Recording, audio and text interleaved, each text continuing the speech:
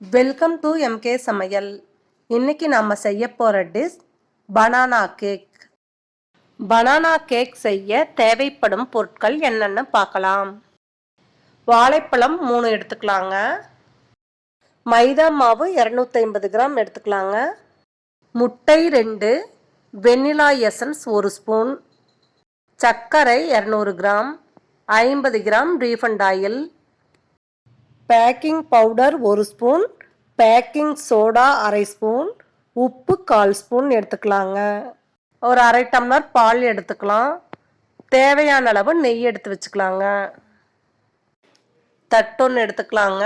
சல்லடையில் மைதா மாவை போட்டுக்கலாங்க. எடுத்து வச்சுருக்க பேக்கிங் பவுடர், பேக்கிங் சோடா, உப்பை போட்டுக்கலாங்க. சலிச்சு எடுத்துக்கலாங்க.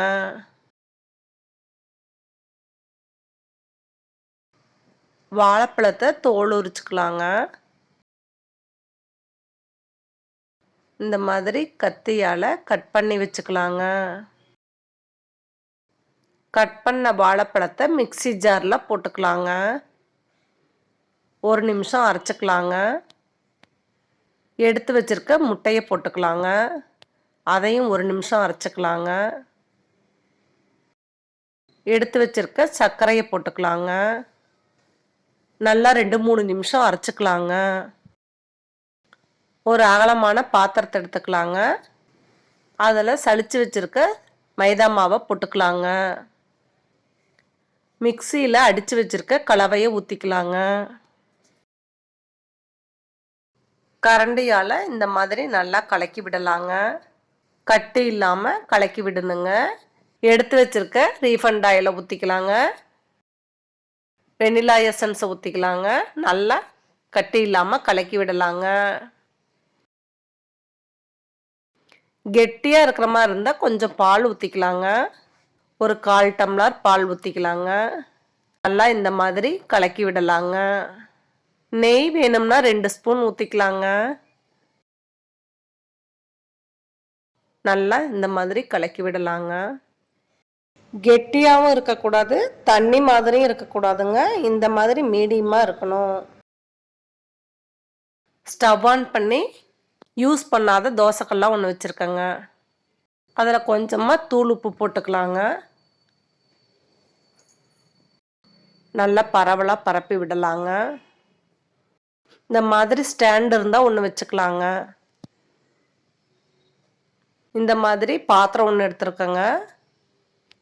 அதில் 1 ஸ்பூன் ஆயில் விட்டுருக்குங்க. நல்லா தேய்ச்சி விட்டுக்கலாங்க.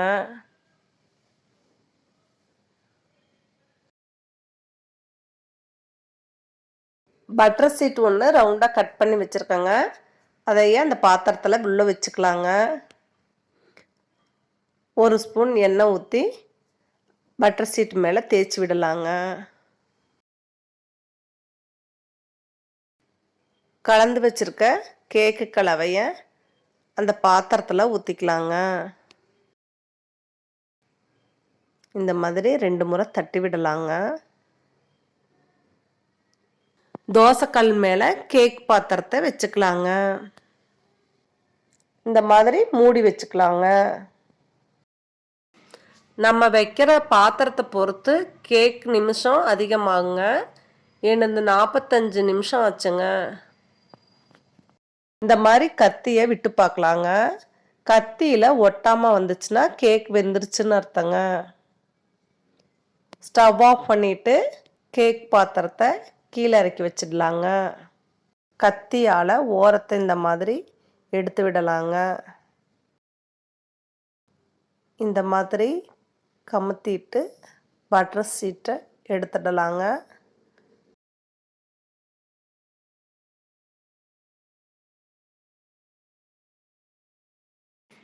சூப்பரான பனானா கேக் ரெடி ஆயிடுச்சு.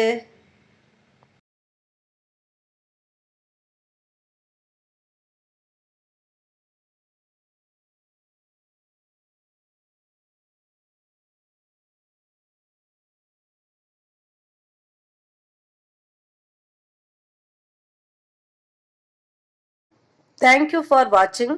இந்த வீடியோ உங்களுக்கு பிடிச்சிருந்தா லைக் பண்ணுங்கள், ஷேர் பண்ணுங்கள், கமெண்ட் பண்ணுங்கள், சப்ஸ்கிரைப் பண்ணுங்க, பெல் ஐகானை கிளிக் பண்ணுங்க.